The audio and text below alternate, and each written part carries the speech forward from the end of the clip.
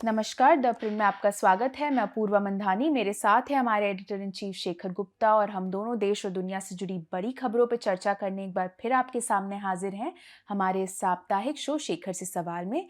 शेखर, हमें कई सारे सवाल आ रहे हैं, इजराइल ईरान से जुड़े भी कई सारे सवाल आए हैं, लेकिन शुरुआत करूंगी एयर इंडिया क्रैश जो हुआ है उससे जुड़े सवाल से। समुद्र नील दत्ता पूछ रहे हैं कि भारत बोइंग जैसे बड़े उद्योगपतियों को दंडित क्यों नहीं कर पा रहा है पनिशमेंट से, मेरा मतलब पीड़ितों के लिए उनसे मुआवजा दिलवाना। देखिए इसमें पेचीदा मसले हैं। एक तो ये कि जो अ, हवाई जहाज़ में उड़ने वाले सिविल एविएशन में सारे जो पैसेंजर होते हैं उनका काफ़ी हाई लेवल पे इंश्योरेंस होता है। जी। तो उसमें सबकी लायबिलिटी एक तरह की कवर होती है, एयरलाइन की लायबिलिटी भी कवर होती है।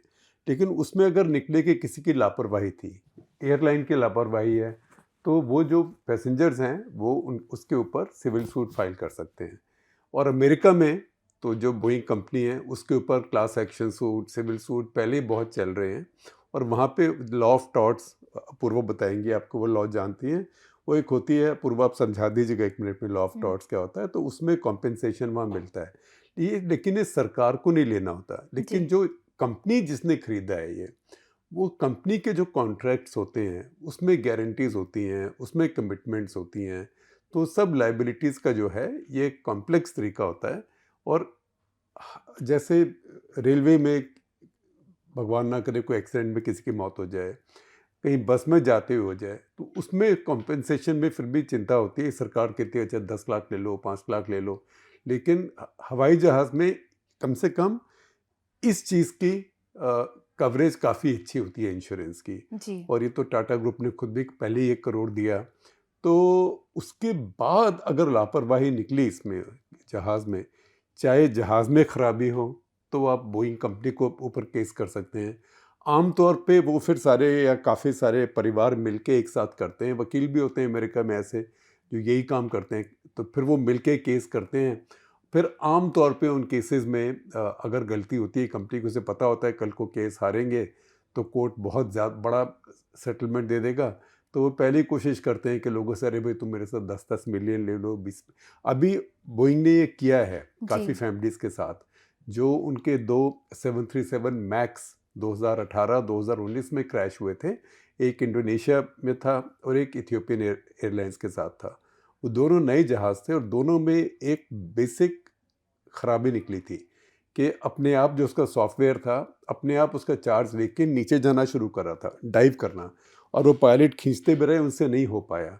तो उसमें यही देखा गया था कि हर चीज़ में आजकल सब सॉफ्टवेयर से ही चलते हैं, विमान जो मॉडर्न है। तो उनके अंदर सॉफ्टवेयर फेल हो जाए, कोई सिस्टम फेल हो जाए तो क्या करें, उसका ओवरराइड होता है कि ये फेल हो गया तो कोई और टेक ओवर करेगा। जी। उस सब की आप कीमत भी देते हैं। तो उसमें से कुछ ऐसे ओवरराइड थे जो उन्होंने कमिट किए हुए थे लेकिन थे नहीं उसके अंदर, तो उनकी गलती पकड़ी गई।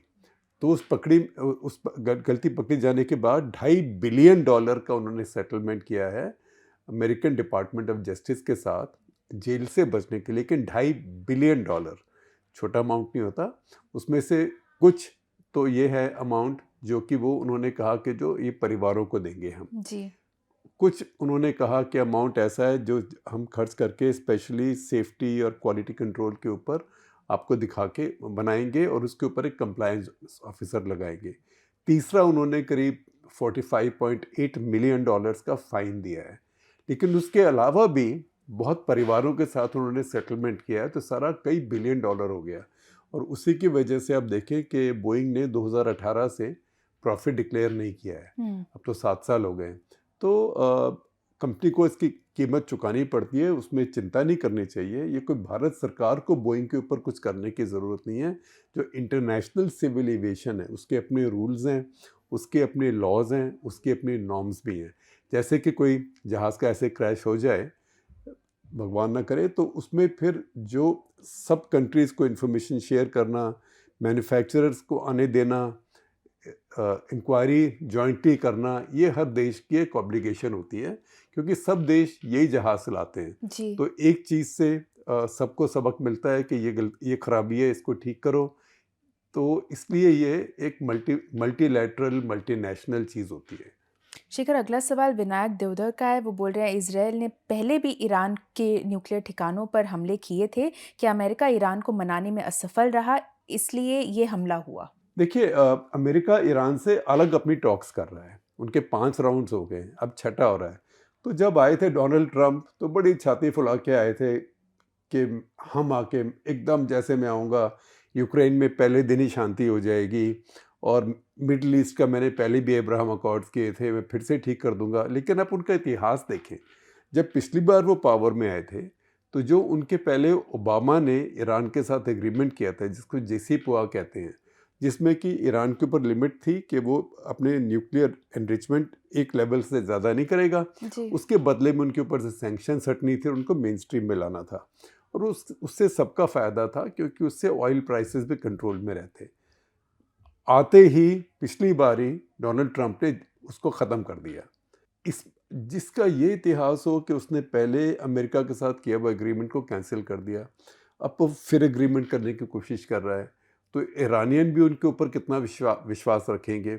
हालांकि वो चल रहा था, लेकिन इजराइल का ये कहना था कि ईरानियंस इस बात को खींच रहे हैं कि बातचीत होती रहे, उस बहाने इजराइल हमारे से को कुछ करे ना, जी। और हम अपनी एनरिचमेंट ऐसे लेवल तक कर लें जहाँ तक हम न्यूक्लियर बॉम्ब बना सकते हैं। तो क्योंकि इजराइल बार बार कह रहा था कि हम तो अपना एक्शन अपने आप लेंगे, क्योंकि अगर अगर ईरान के पास न्यूक्लियर बॉम्ब बन गया तो उससे एक ही देश को खतरा है, वो हम हैं, तो हम उसको अलाउ ही नहीं करेंगे।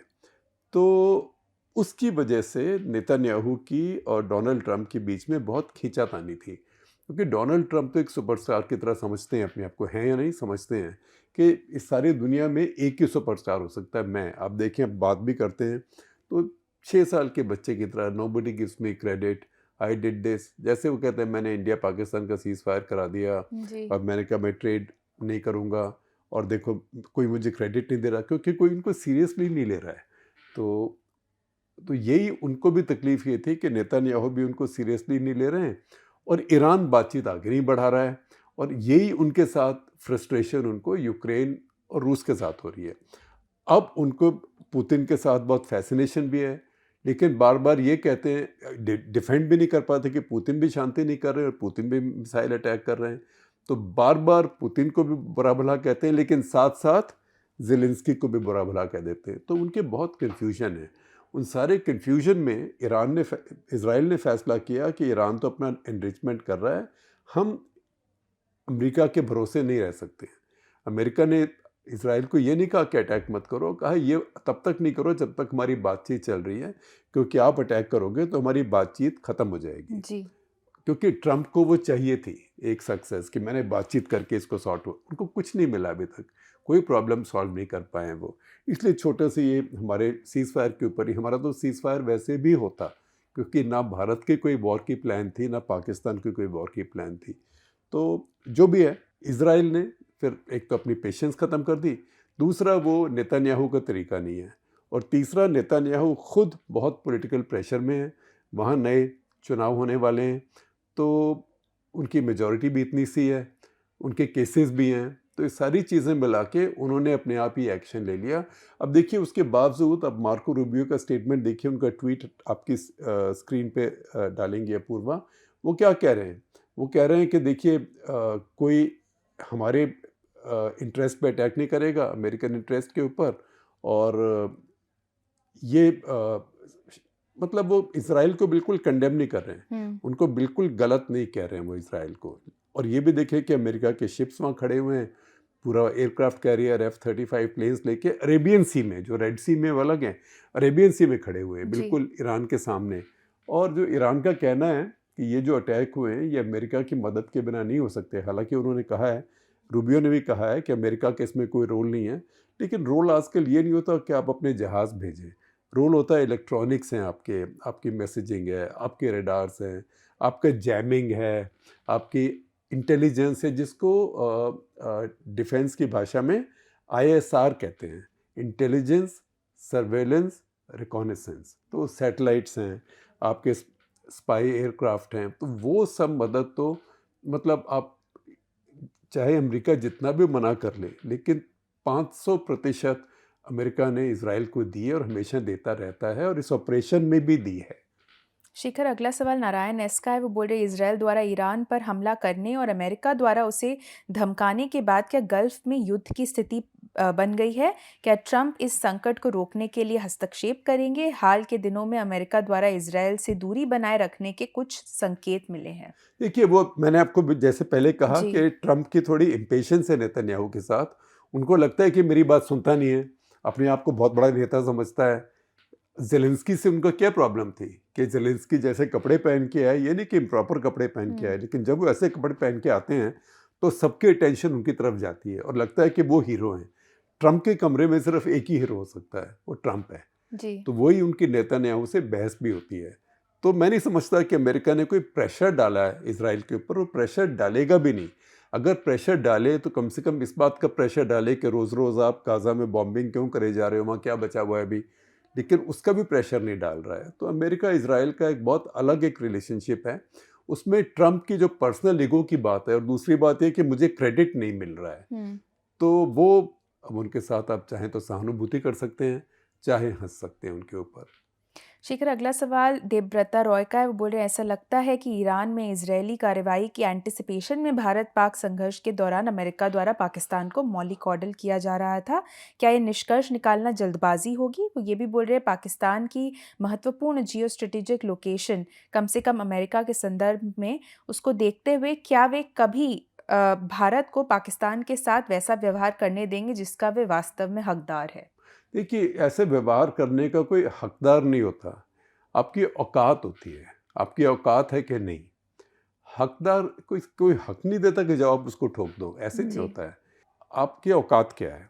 अब आपकी औकात हो सकती, वैसे तो दोनों देशों में एटॉमिक वेपन्स हैं, तो लिमिटेशन है कि आप क्या कर सकते हैं। लेकिन उसके अंदर कम से कम अगर भारत अपने सुरक्षा पे इतना खर्च करता है जितना करना चाहिए, जो कि मोदी सरकार ने 11 साल में नहीं किया, ये बड़ी ये एक ताज्जुब की बात है, अचंभे की बात है। तो मैं सोचा कुछ तो बढ़ाएंगे। ये मैंने भी नहीं सोचा था कि बहुत बढ़ा देंगे, इसको पाकिस्तान की तरह से नेशनल सिक्योरिटी स्टेट बना देंगे कि 20-21% बजट का हमारा डिफेंस पे खर्च हो जाएगा। मैंने नहीं सोचा था।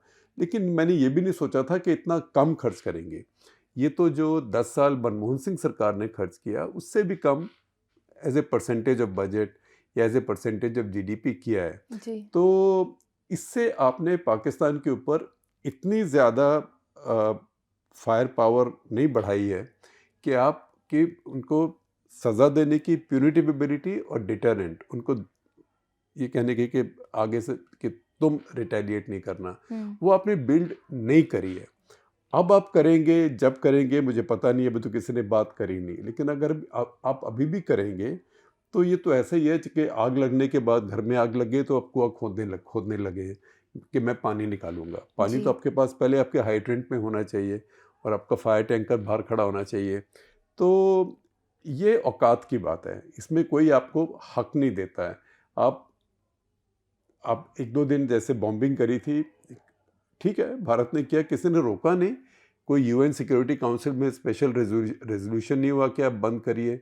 उसके बाद 2 दिन के बाद आपने जाके पाकिस्तान की इतनी एयर बेसिस के ऊपर धूम धूम धूम मिसाइल डाले, किसी ने रोका नहीं। फिर सबने कहा यार लड़ाई बंद कर दो, हाथ से आगे निकल जाएगी। वो सबने कहा, ये तो दुनिया में सभी कहते हैं। जी। लेकिन ये हक वाली बात नहीं होती है। कोई किसी देश का हक नहीं होता कि दूसरे को पीटे जाके। हाँ, अगर उसकी औकात होती है तब वो कर सकता है।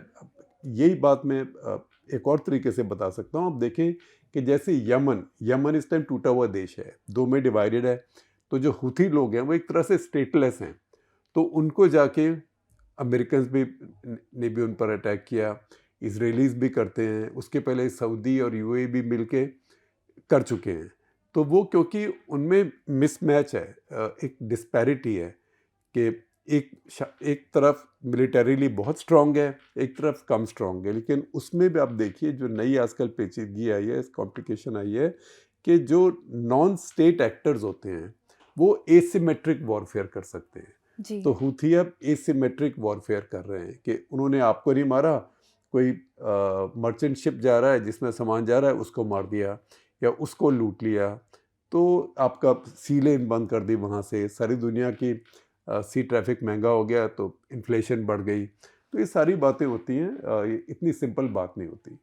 शिखर, अगला सवाल सुनील मनसुखानी का है, हमारे सब्सक्राइबर हैं। बोल रहे हैं, हाल ही में पाकिस्तान का बजट पेश किया गया और साथ ही विश्व बैंक की रिपोर्ट भी आई जिसमें देश की अच्छी तस्वीर पेश नहीं की गई। हम उनके आर्थिक, राजनीतिक और मिलिट्री गवर्नेंस का नियमित विश्लेषण क्यों नहीं कर पा रहे हैं और इस डेटा को थिंक टैंक के माध्यम से वैश्विक स्तर पर क्यों नहीं फैला पा रहे हैं? इससे हमें अंतर्राष्ट्रीय नैरेटिव में मदद मिल सकती है।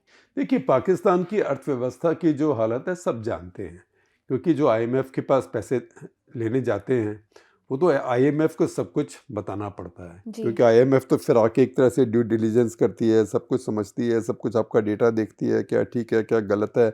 आईएमएफ में लोग भी बड़े अच्छे इकोनॉमिस्ट हैं, बल्कि उनकी नंबर 2 आईएमएफ में है वो तो गीता गोपीनाथ हैं। जी। तो उन सबको पता होता है। वर्ल्ड बैंक भी अजय बांगा चलाते हैं, तो सब देख के देते हैं। तो उन सबको भी पैसे देने की ज़रूरत क्यों है? वो ये है कि पाकिस्तान 25 करोड़ लोगों का एक देश है, उसके पास एक बड़ी आर्मी है, उसके पास न्यूक्लियर वेपन्स हैं। कोई भी देश हो, वैसे आईएमएफ, वर्ल्ड बैंक, उसका एक काम होता है, ड्यूटी होती है कि कोई भी देश फेल ना हो, क्योंकि फेल्ड स्टेट से दुनिया को बहुत नुकसान होता है। अब देखिए, लीबिया, सीरिया फेल्ड स्टेट हो गए। ये सब ओबामा की बेवकूफ़ी थी। क्योंकि बिना बात वहाँ जाके हम डेमोक्रेसी बहाल करें, बहाल क्या करेंगे, लाएंगे। वो कंट्रीज़ जैसा उनका सिस्टम था उसमें ठीक थे, एक साथ तो थे, आपने तोड़ दिए। तो वहाँ से आप देखिए कि कुल मिला के 1 करोड़ के करीब लोग रेफ्यूजीज़ चले गए वहाँ से। सीरिया ऐसा देश था जिसकी 10 साल से 12 साल से पॉपुलेशन घट रही है, क्योंकि लोग छोड़ के जा रहे हैं वहाँ से। अब जितने यूरोप में, उसकी वजह से यूरोप में समस्या हो गई, कनाडा में समस्या हो गई, क्योंकि रेफ्यूजी गए, वहाँ डेमोग्राफिक बैलेंस चेंज हो गया। जी। इसलिए अब देखें, सारे यूरोप में इस समय जो हार्ड राइट है वो जीत रहा है। स्वीडन, डेनमार्क, ऐसे ऐसे देशों में जो कि स्कैंडिनेवियन बहुत लिबरल देश हैं, वहाँ पे हार्ड राइट अब जीत रहा है। इटली में हार्ड राइट जीता। जी। पोलैंड में भी एक तरह से राइट चलता है, हालांकि वहाँ पे इमिग्रेशन नहीं है। तो पोलैंड और हंगरी, इन्होंने बिल्कुल इमिग्रेशन बंद करी हुई है। तो वो जो पॉलिटिक्स है कि इमिग्रेशन अलाउ नहीं करेंगे, हालांकि ईयू कहता है कि आप इमिग्रेंट लो, ये सब शुरू हुआ फेल्ड स्टेट्स बनाने से। तो जो अरब स्प्रिंग के टाइम ये फेल्ड स्टेट्स बन गई। इनमें एक बड़ा कंट्री था जैसे कि इजिप्ट, वो एक तरह से बच गया क्योंकि उसने इलेक्शन किया अरब स्प्रिंग के बाद। अब इलेक्शन में जो सत्ता में आए वो मुस्लिम ब्रदरहुड की पार्टी आई, मोर्सी। तो वहाँ की इलीट्स को और वहाँ की सोसाइटी को ही उस तरह का इस्लामाइजेशन पसंद नहीं आया जैसा कि उन्होंने शुरू किया। तो उनका एक तरह से उसमें अमेरिका ने भी उसमें अपना रोल प्ले किया। पहले तो वहाँ पे ज़बरदस्ती डेमोक्रेसी लाए, फिर हेल्प करके डिक्टेटरशिप वापस लाए। तो जैसे पहले मिलिट्री डिक्टेटर का राज था, वैसे ही अल-सीसी आ गए, वो भी डिक्टेटर हैं। दुनिया में इस टाइम 2 ही फील्ड मार्शल हैं, एक अल-सीसी हैं और एक आसिम मुनीर हैं। फ़र्क सिर्फ इतना है कि अल-सीसी प्रेसिडेंट भी हैं, आसिम मुनीर प्रेसिडेंट नहीं है। तो ये सारी बातें को देखते हुए 25 करोड़ का देश, इस्लामिक देश, कोई नहीं चाहता कि वो देश फेल्ड स्टेट हो जाए। जो हमारे यहाँ भी लोग बार बार सोशल मीडिया में बोलते हैं फेल्ड स्टेट, वो फेल्ड स्टेट नहीं है। जी। सच्चाई है, क्योंकि जिस देश में एक भी इंस्टीट्यूशन ठीक से काम करता है वो स्टेट फेल्ड स्टेट नहीं होती। अब पाकिस्तान में कम से कम आर्मी तो करती है, एक पाकिस्तानी नेशनलिज्म है, वो भी एक इंटैक्ट है। तो कई बातें, खैर मैं बात को कहीं और लेके जा रहा हूँ। आईएमएफ, वर्ल्ड बैंक, ये पाकिस्तान जैसे देश को पैसे देंगे जब तक उनका पैसा वापस मिलता रहे, क्योंकि सब लोन है। जी। और आईएमएफ के लिए तो पाकिस्तान बहुत अच्छा बोरोवर है, क्योंकि 25वीं बार उधार ले रहा है, 24 बार लेके दे चुका वापस। तो उनको लगता है ये भी वापस मिल जाएगा और उस तरीके से शायद कुछ सुधार भी करेगा। और अगर आप भारत के इंटरेस्ट से देखें तो भारत के लिए भी अगर ये लोगों से पाकिस्तान लोन लेके रहे, काम करे, उनकी कंडीशनैलिटीज़ होती हैं, वो लोग आके आपको बहुत चीज़ों में सुपरवाइज भी करते हैं, तो उनकी एक लिवरेज हो जाती है जिसका फ़ायदा होता है। दुनिया में किसी को ये बताने की ज़रूरत नहीं है कि पाकिस्तान की अर्थव्यवस्था बहुत बहुत खस्ता हालत में है, सब इस बात को जानते हैं। शिखर, अगला सवाल अक्षत खन्ना का है। बोल रहे मुझे यकीन है कि आप देख रहे हैं कि अमेरिका और अमेरिका के कुछ अन्य प्रमुख शहरों में क्या हो रहा है।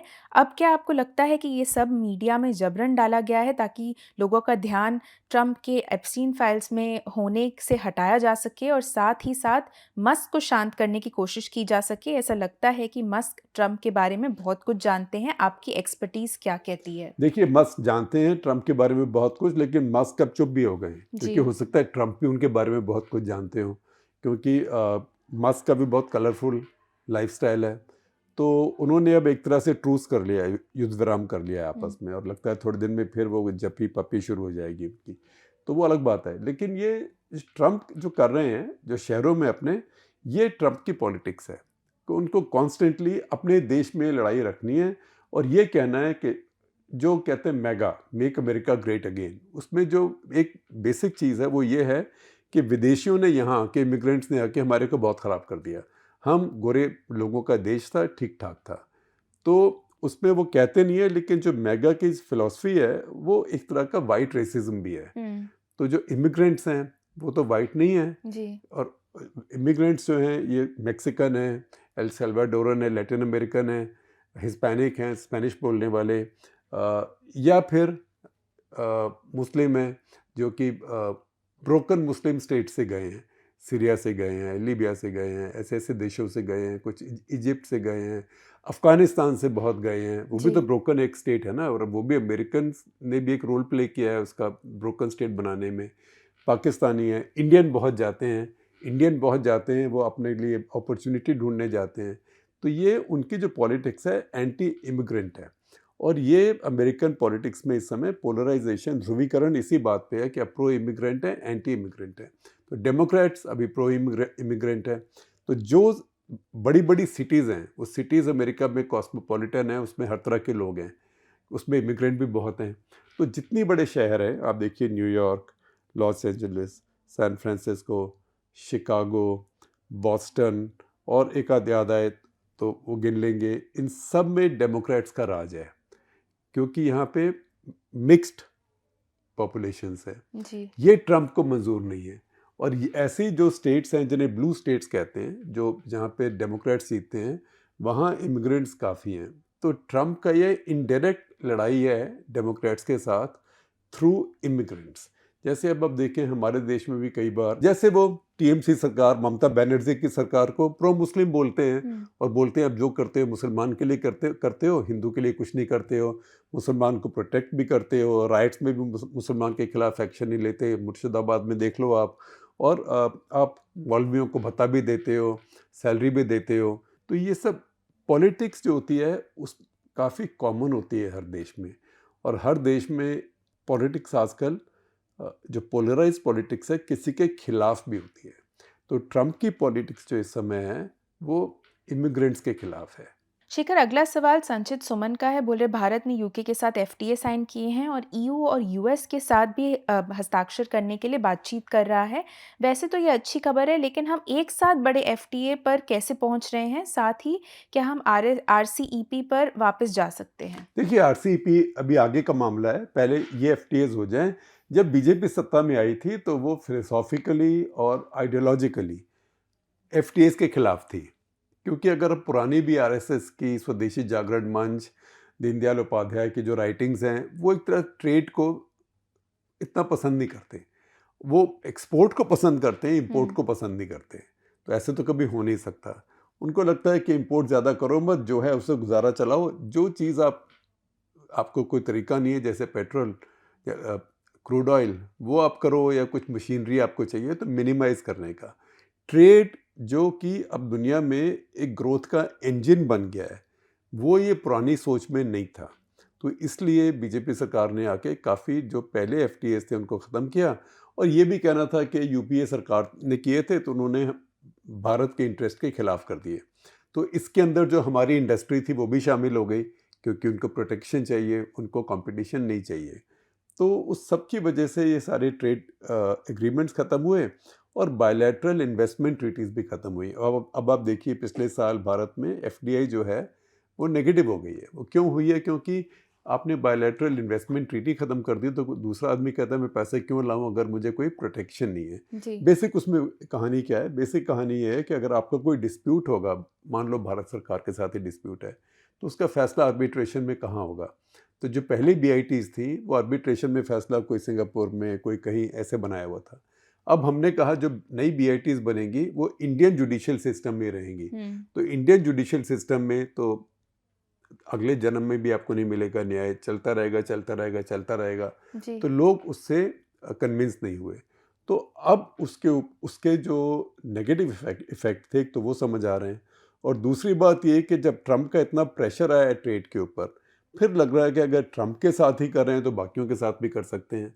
क्योंकि एक तो ये नहीं लगे कि सिर्फ हम अमेरिका के प्रेशर में लग रहे हैं, और दूसरा ये कि दूसरों के साथ कुछ करके आप ट्रम्प के साथ बार्गेन भी कर सकते हैं कि अगर आप हमारे साथ हमारी टर्म्स पे नहीं मान रहे, बिल्कुल अपनी बातों पे इंसिस्ट कर रहे हैं, तो देखिए हम यूरोप के साथ तो कर रहे हैं, हम एफ्टा के साथ कर रहे हैं, हम फलाना कंट्री के साथ कर रहे हैं, इसके साथ कर रहे हैं, UAE के साथ कर ही लिया है। तो ये सारी बातें, मैं कहूँगा ये सारी बातें वेलकम है, ये अच्छी बात है कि ये हो रहा है। शेखर, अगला सवाल आदित्य का है। बोल रहे हैं राजा रघुवंशी मामले के बारे में आपके क्या विचार हैं? अतुल सुभाष के से लेकर अब तक क्या आपको लगता है कि अब भारतीय समाज में विवाह का कॉन्सेप्ट को चुनौती मिल रही है? क्या आपको लगता है कि सेक्शन 498A के प्रावधानों को अपडेट करने की ज़रूरत है? देखिए 498 तो एक अलग चीज़ है, ये तो सिंपल क्राइम है और जी। सीरियस क्राइम है। अब पहली बार क्राइम नहीं हुआ है, सिर्फ ये है कि ये क्राइम इस समय रिपोर्ट हो रहे हैं, खास करके टीवी है, हर जगह स्ट्रिंगर्स हैं, तो ये रिपोर्ट हो रहे हैं। मुझे लगता है जो चीज़ अंडर प्रेशर आई है इसमें, जो हमारा एक समाज की एक बहुत सेंट्रल चीज़ है, वो अरेंज्ड मैरिज की है। जी। क्योंकि आजकल लड़के लड़कियां इतना मिल पाते हैं आपस में, और इतनी जल्दी वो परिपक्व हो जाते हैं, मैच्योर हो जाते हैं, कि आप उनकी बोलिए कि आप इंतज़ार करें, फिर माँ बाप चुनेंगे, फिर पत्रियाँ मिलाएंगे, फिर शादी हो, फिर आप उसमें खुश रहिए। तो वो कुछ ऐसा लगता है कि जैसे कि आप सोचें कि ठीक है अब तक आपकी लाइफ चल रही थी, अब यहाँ से आपने एक्ट 2 शुरू हो गया। जो अरेंज मैरिज के पहले था वो एक्ट 1 था, जो अब होगा एक्ट 2। तो उससे पहले आप किसी से प्यार कर रहे थे, उसका कोई रेलेवेंस नहीं है, इसको हमने चुन दिया, शादी करो, इससे प्यार करना शुरू करो। तो ये जो एक चीज़ है हमारे समाज में, जो हमारे समाज में ये यूनिक है, दुनिया भर में आमतौर पे ऐसी अरेंज मैरिज नहीं होती है। तो ये अरेंज मैरिज का जो इंस्टीट्यूशन है, मैं ये नहीं कह रहा कि ऐसे हो जाए आपकी मर्जी के खिलाफ तो आप आदमी को मार दो, ये तो क्राइम है। क्राइम की जो सबसे बड़ी सज़ा है, अगर आप कन्विक्ट हुए तो आपको होनी चाहिए, लेकिन मैं ये कहूँगा कि इसकी जड़ यहाँ पर है। शेखर, आज का आखिरी सवाल लूंगी अभिषेक अग्रवाल का। बोल रहे द प्रिंट अपने 50 वर्ड एडिट्स को फाइनलाइज कैसे करता है? क्या ये सिर्फ एडिटर इन चीफ की राय होती है या पूरी द प्रिंट टीम की? अगर पूरी टीम इसमें शामिल है तो मतभेदों को कैसे संभाला जाता है? हम आपस में डिस्कस करते हैं। हमारे यहाँ देखिए न्यूज़ रूम में तो रोज़ हर बात पे मतभेद होते हैं। जी। जिसको आप मतभेद कहते हैं वो डिबेट होती है, हर चीज़ पे डिबेट होती है, और उसके बाद एक व्यू होता है। ये बहुत बड़ी चुनौती है कि इसको 50 वर्ड्स में कैसे लिखें। तो कई बार तो मैं भी लिखता हूँ, अगर मैं बहुत कम लिखता हूँ, लेकिन मैं भी लिखता हूँ, तो जितना मेरे को समझ आता है मैं लिख देता हूँ, चाहे 100 वर्ड्स हों, फिर उसको कंडेंस करते हैं। तो ये एक क्रिएटिव चुनौती भी है, और जब ठीक हो जाए तो उसके बाद मज़ा भी आता है। पर आप देखिए ना कि 50 वर्ड एडिट लोग पढ़ते हैं, अखबारों में इतने लंबे लंबे एडिटोरियल होते हैं, कौन पढ़ता है? जी। बहुत कम लोग उनको पढ़ते हैं। तो ये एक आइडिया था जो चल गया है। चलिए, इसी बात पे हमारा आज का एपिसोड यहीं खत्म होता है। हमसे जुड़ने के लिए आप सभी का बहुत बहुत धन्यवाद।